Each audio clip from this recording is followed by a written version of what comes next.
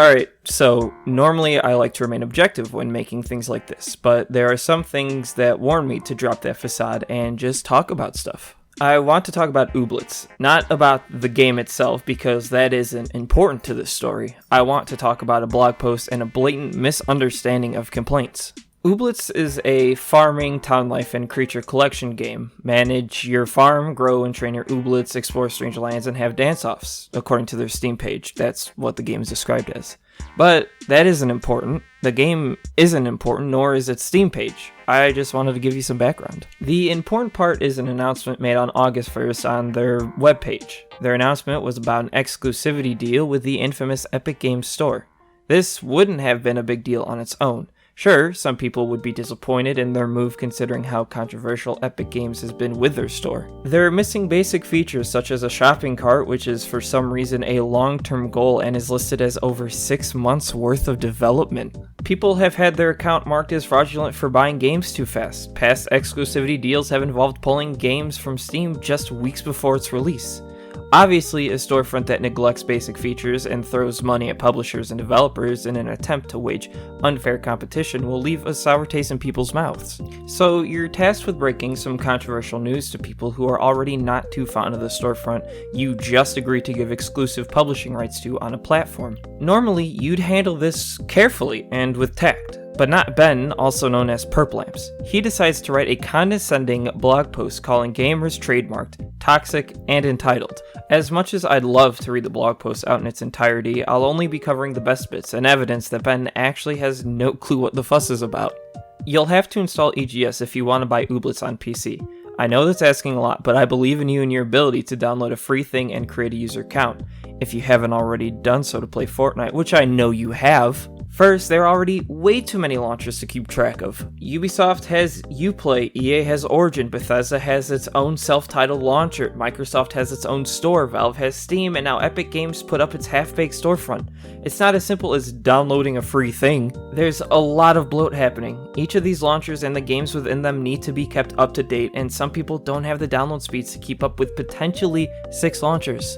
Epic offered us a minimum guarantee on sales, is also a good line. Essentially, what that line comes off as is, we don't need to worry about people actually buying our game. Ben then goes on to reinforce the fact he has no clue about the situation he's talking about when saying, but regarding the features that are still missing, that's just sort of the way software is developed.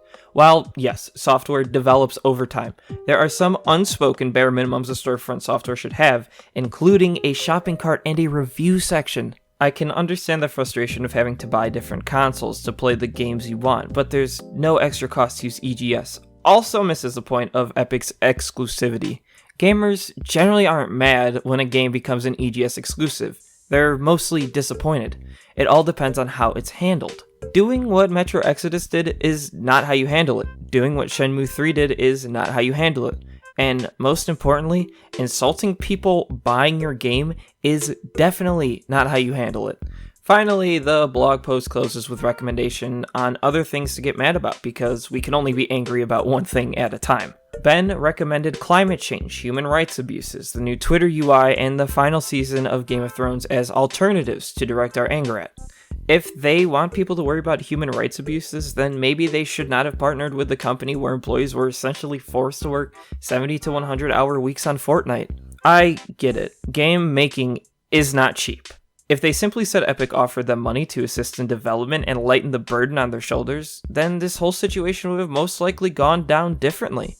But Ben didn't do that, so now we're here. I would like to say that the situation ended there. Ben made a horrible blog post and people got mad. Instead, Ben stoked even more flames in a bad faith way. It seemed he either immediately knew he messed up, or he's just this smug. But the fun does not stop after Twitter. Going onto their Discord, you'll be able to find some fun responses from Ben. You'll find some of his messages chalking a lot of the hate to trolls and 4chan. As much as I'd like to be able to show full context of what's being said, which Ben himself has said that screenshots are taken out of context to rile people up, but I can't seem to find context for a lot of what he's responding to. It seems when people are banned, their messages go with them, so it's hard to understand what exactly was said.